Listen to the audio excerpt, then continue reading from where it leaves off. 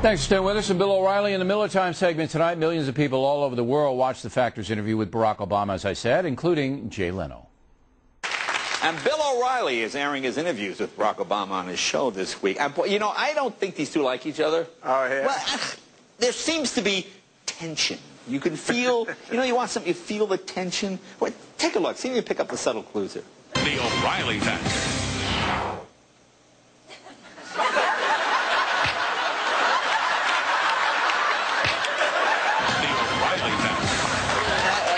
You have to look carefully. Subtle. Joining us now from Los Angeles, radio talk show star Dennis Miller. So everybody's getting in on the act, Miller, so you might as well too, man. Go ahead. Well, listen, I like the interview. I'm wondering if we can start breaking these Miller Time things up into 4 parts, because I'm watching these ratings on a daily basis, and you are like, it's like Conan the Barbarian. The best thing is to meet your enemy on the field of battle, crush him beneath your feet, and hear the lamentations of his woman. I mean, 6.5 million viewers last night between the 2 reruns. Yeah. You're kicking butt and taking names, my friend. Well, Good you know, for look, I think people really were hungry to get an interview that wasn't, you know, at NBC, their lips must be chapped. You know what I'm talking about, Miller? Yeah, I do know what you're talking about. I'll tell you what I love about Barack is that he's smooth. He keeps trying to co-opt your audience now that he knows it. I noticed so many times he said, Bill, my people, your audience are my audience. You know what I mean? We're talking about the same people here. I don't mind being on your show. And I'm thinking, yeah, where were you, pal, when you were front running? You didn't need the Fox audience. All of a sudden they bring Lady Palin on, and he knows he has to get into the proletariat thing because he's thought to be an effete snob. He'll be dining out on Fox for the rest of the campaign. I think, you know, I think the Obama campaign understands that there's a lot of independent people who vote, who watch this network and the Factor, and to basically ignore those people and to not bring your case to them is foolish. Particularly when you go into venues that are speaking to the choir, you're already going.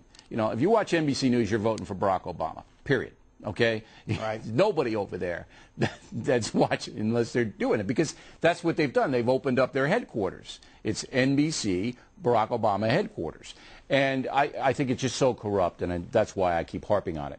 Now, the pig lipstick situation, I'm glad you didn't come on with, you had a monkey on one show you had. I thought you might bring a pig in tonight. You didn't. I'm happy about that. No lipstick on you. But isn't this absurd? Isn't this just ridiculous?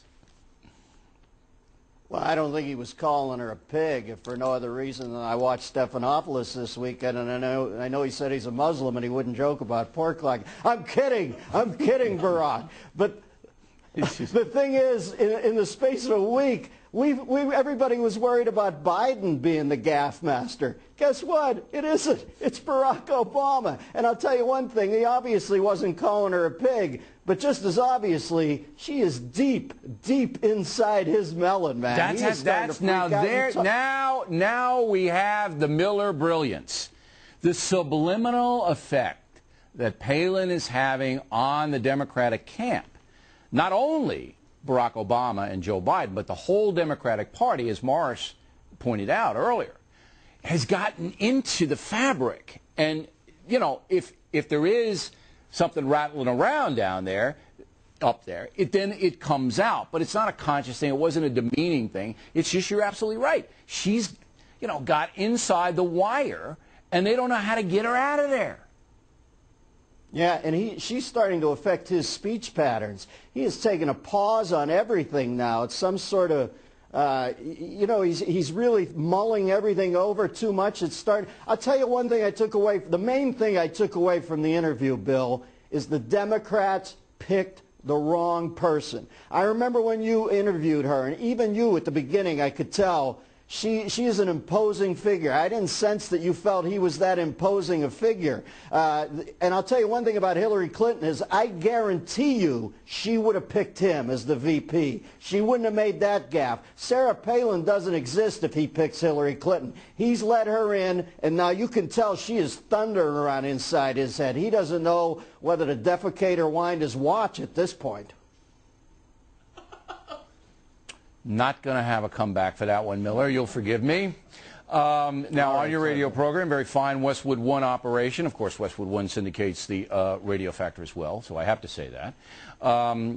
You have been beating up O.J. Simpson once again. Now, what's your beef with O.J.? I mean, you think he's going to jail here? Should we all just make him a piñata and stand outside the courtroom and whack him when he comes in? Well, listen, other than the fact that he almost decapitated his wife 20 feet away from his kids and got off, I don't have a real axe to grind against O.J. Pardon the pun. Seems to me. Pardon the pun. Did you know you just made a pun, Miller? No, I didn't even think of that. You see, that's like the lipstick thing. It's like the lipstick pig thing. That's what Barack Obama did. That's what the grind. He cut her head off. Exactly. It's totally out of control. But I'll say this about O.J. Simpson. If we have a chance to nab him because he braced some punk over bobblehead money, I hope he goes in there, and I hope he has to recreate that Heisman pose with his over-amorous cellmates for the rest of his existence. I'm glad you don't have an axe to grind, Miller. I'd hate to see if you did. Didn't even see it coming, Billy. Didn't even see it coming. Dennis Miller, everybody. Please write to him and not me. Thank you. In a moment,